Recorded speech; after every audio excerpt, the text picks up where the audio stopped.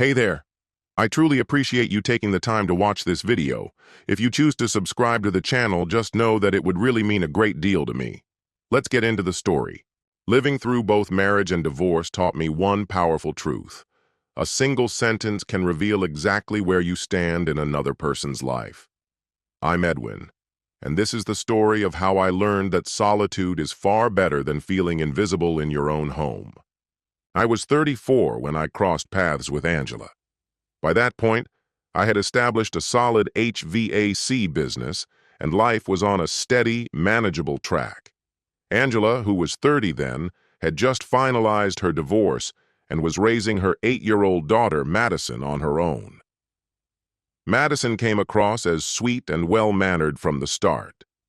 Angela was working as an administrative assistant and clearly shouldering a lot of stress trying to provide for her child with only her income. They lived in a humble 2-bedroom place, and it was obvious that Angela was giving her all to make sure Madison didn't go without. I respected her drive and independence, even though it was clear things weren't easy. Not long after we started spending time together, Madison began to warm up to me, largely because I wasn't trying to take on the role of her father. I made a real effort to build a connection with her while growing closer to Angela. I understood that being serious about Angela meant embracing Madison as part of the picture. Over the next few months, I got to know them both, separately and as a family unit. On weekends, I'd take Madison out for ice cream if Angela had to work, or I'd help with her homework when Angela came home completely wiped out. Slowly, Madison began to relax around me. What I appreciated about Angela was that she never forced our bond. She let it grow naturally. That made all the difference. The relationship felt genuine, and Madison seemed to enjoy having me around, especially when a male presence was needed. Those early days were filled with warmth and cooperation. Madison would light up when I came to pick them up for outings. She'd enthusiastically tell me about her school day in the kind of unfiltered way only kids can. After 3 months of steadily building that bond, Angela and I decided to make things official. Even then, I was careful not to rush anything. I didn't want Madison to feel displaced or uneasy. We made it a point to spend quality time as a trio, weekend adventures, afternoons at the park, so she could start to see us as a cohesive family. Madison remained a joy to be around. She became curious about my work, often asking questions about what I did and telling her friends that her mom's boyfriend could fix anything. That meant a lot to me. Our relationship continued to grow over 2 years, during which Madison went from age 8 to 10. By the time Angela and I decided to get married, Madison already felt like a part of my daily life. We had a small ceremony when she was 10, and she stood beside us as a junior bridesmaid, holding a small bouquet that matched her mother's. At the reception, she surprised everyone by calling me Dad for the first time. It was a perfect moment. She welcomed me into that role without ignoring her biological father. Since her dad had mostly faded from the picture after the divorce, I wasn't stepping on anyone's toes. Madison seemed to understand that I was there to support, not to replace. That summer, Angela and Madison moved into the 4-bedroom home I had just leased, and I made every effort to ease their transition. Angela appeared relieved to have someone dependable by her side. She frequently expressed gratitude, and I fully embraced the role of stepfather. I never hesitated to cover Madison's dance lessons, buy her school supplies, or make sure she had what she needed. I always carved out time to sit with her at the kitchen table and help with assignments. I also drove her to play dates and after-school events, especially when Angela's work kept her late. We created our own little routines as a family, and Madison seemed to flourish under the structure. Her self-esteem grew and her happiness was evident. We created special memories on family vacations. Every summer was a beach trip, and every school break included a visit to some amusement park. Madison would count down the days, scribbling out a list of all the rides and snacks she wanted to try. Everything seemed to be in harmony. During the first 3 years of our marriage, things ran smoothly for the most part. Madison respected the rules, showed appreciation to both Angela and me, and appeared content. I genuinely felt like I had become the father figure she needed, and Angela seemed comforted knowing I was there to share the parenting load. But things began to change as Madison stepped into adolescence. Initially, it seemed like the typical shifts, seeking more space, valuing her social life more, and occasionally challenging boundaries. Angela and I had anticipated that this phase would come eventually. However, problems really emerged when she started ignoring curfew. We had laid out straightforward rules. She needed to be home by 7 p.m. on school nights and by 8 p.m. on weekends. These limits felt reasonable for a 13-year-old. At first, her lateness was minimal, maybe 15 or 20 minutes, with common excuses like losing track of time or waiting for a ride. But soon, tardiness became a trend, and her explanations grew more inconsistent. Angela dismissed it as part of normal teenage behavior, but I was increasingly unsettled by the pattern. Things escalated on a Tuesday night when Madison didn't come home until 10:30 p.m. She had told us she'd be working on a group project at her friend Jessica's house. But when we contacted Jessica's parents around 9, they said the girls had finished over an hour ago and left. For more than an hour, we had no idea where Madison was. Angela was overwhelmed with worry, repeatedly calling Madison's phone, only to be sent straight to voicemail. I was angry, not just because she broke a rule, but because she disregarded our concern for her safety so casually. When she finally walked through the door at 10:30, I knew we had to talk the next morning. Before school, I sat her down and explained that these rules weren't just about control. They were about keeping her safe and showing mutual respect. She responded with a dismissive eye roll and claimed she had just been at the park near Jessica's place with some friends. I calmly let her know that if this happened again, she'd be grounded from visiting friends for a week. She protested, saying her friends' parents allowed them to stay out later and that we were being too strict. I told her that what went on in other households didn't influence ours. We had our own standards. That's when she snapped and yelled that I had no right to tell her what to do. Her words cut deep, but I stayed composed and reminded her that as the adult in the home, it was my job to set and uphold boundaries. I expected Angela to back me up on this, but her response was muted. When I told her how I handled the situation, she barely reacted. She just said she hoped Madison would become more responsible and suggested I try to be a bit more patient. That moment told me everything I needed to know. Her silence wasn't just a lack of support. It was a clear indication that, in her eyes, my authority in the household was optional. Over a period of several months, the dynamic between Madison and me steadily declined. Her attitude grew more dismissive, seemingly interpreting her mother's refusal to pick sides as a quiet endorsement to disregard my expectations entirely. Whenever I raised concerns, her responses were dripping with sarcasm, and she began treating me not as a parental figure, but as an unwelcome intruder in her life. Even the most mundane requests, like turning down her music or tidying up after herself, were met with cutting remarks accusing me of constant nagging. Her behavior worsened once it became clear that I held no real authority without Angela's explicit support. By the next year, the deterioration was undeniable.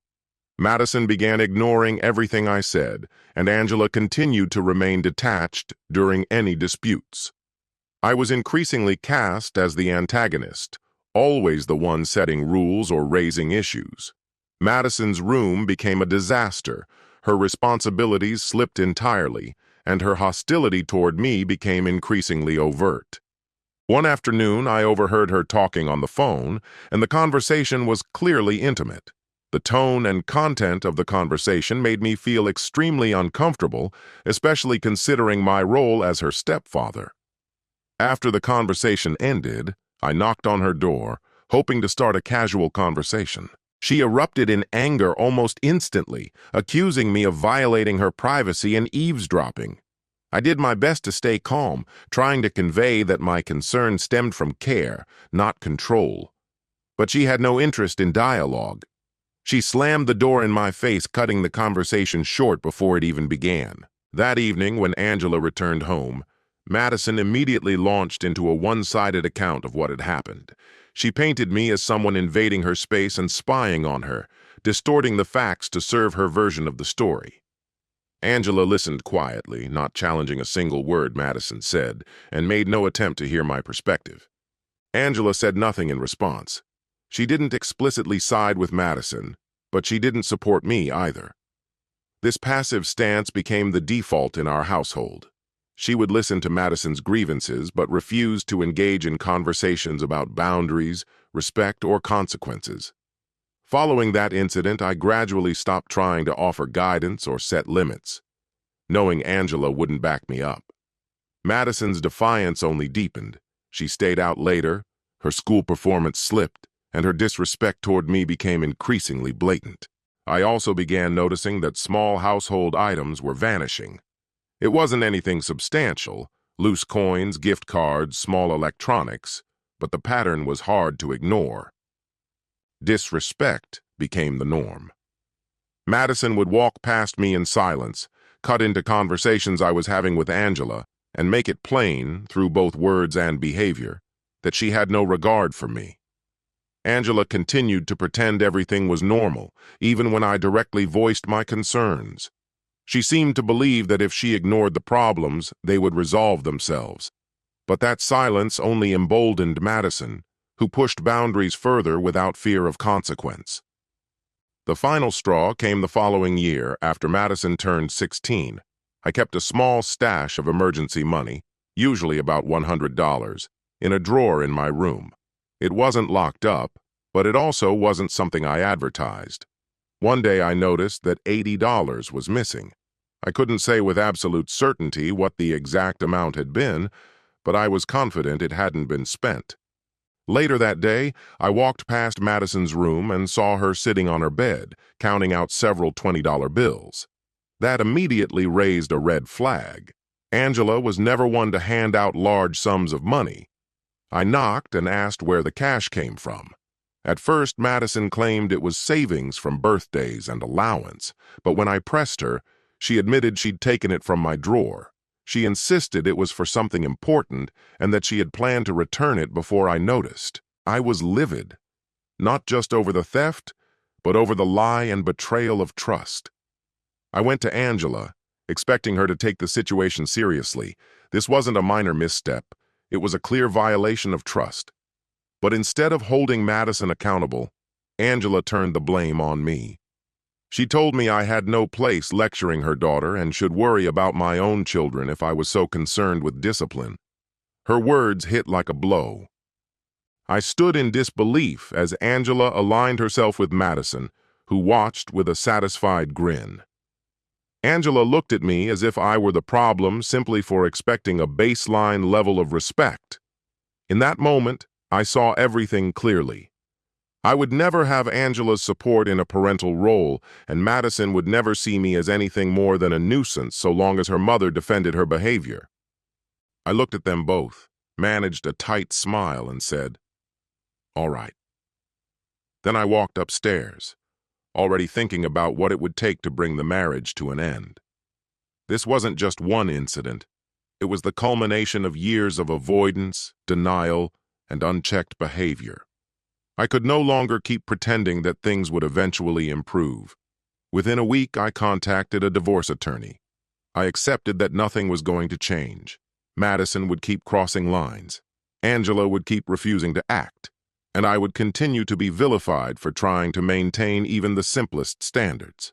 My decision to file for divorce wasn't about the missing money, or even Madison's behavior in isolation. It was about Angela's unwillingness to be a true partner in creating a respectful, functioning household. The divorce was every bit as challenging and costly as I had expected. Angela was shocked when she was served the papers, but she made no move to mend things. Even if she had, it wouldn't have mattered. Once trust is broken, words aren't enough to repair it. Even if she had asked for another chance, I wouldn't have been able to see her the same way again.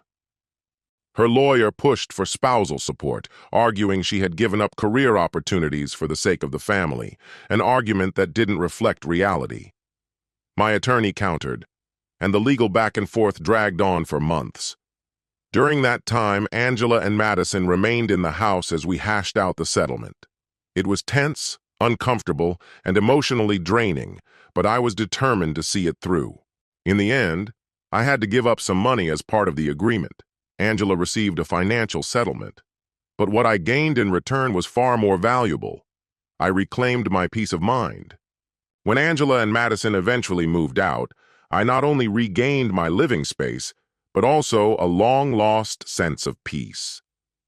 That chapter of my life taught me a lesson I should have learned much earlier. In relationships, respect carries more weight than the urge to avoid confrontation. For too long, I silenced myself, sidestepped difficult discussions, and tolerated behavior that undermined my self-respect, all in the name of keeping the household together. What I finally realized is that no home can truly be called a family if one partner is consistently dismissed or diminished. Looking back, I believe Angela's unwillingness to affirm my role as a parent came from her own insecurities, both about motherhood and about keeping Madison's approval.